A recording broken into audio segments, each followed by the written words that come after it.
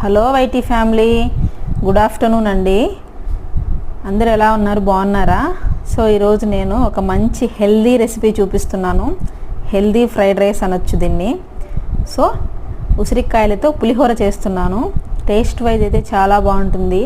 Health wise కూడా చాలా benefits ఉన్నాయి మనకి ఉసిరికాయతో. సో ఉసిరికాయ మంచి ఇమ్యూనిటీ బూస్టర్గా కూడా మనకి పనిచేస్తుంది.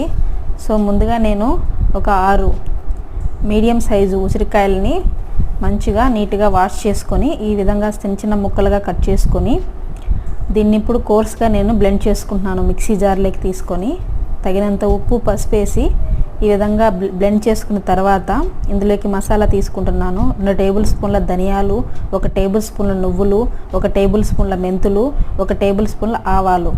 ఇవన్నీ కూడా లో ఫ్లేమ్లోనే మంచిగా వేగనిచ్చి ఈ విధంగా పౌడర్ చేసుకున్నాను. నెక్స్ట్ ఇప్పుడు నేను తాలింపు పెట్టుకుంటున్నాను మొత్తం కూడా. సో దీన్ని మనం పచ్చడిలాగా కూడా చేసుకున్న ఒక 3-4 డేస్ వరకు మనం నిల్వ చేసుకొని తినచ్చు. ఇప్పుడు నేను పోపులోకి ఒక 4 టేబుల్ స్పూన్ల వరకు ఆయిల్, పోపు దినుసులు, 2 పచ్చిమిర్చి, 2 ఎండుమిర్చి, జీడిపప్పులు, 2 టేబుల్ స్పూన్ల పల్లీలు ఇవన్నీ కూడా వేసి మంచిగా వేగనిచ్చిన తర్వాత సో మనం ముందుగా మిక్సీ పట్టుకున్న ఉసిరికాయ మిశ్రమాన్ని కూడా ఇందులో వేసి ఒక 2 మినిట్స్ లో ఫ్లేమ్లో ఉడికితే సరిపోతుందండి.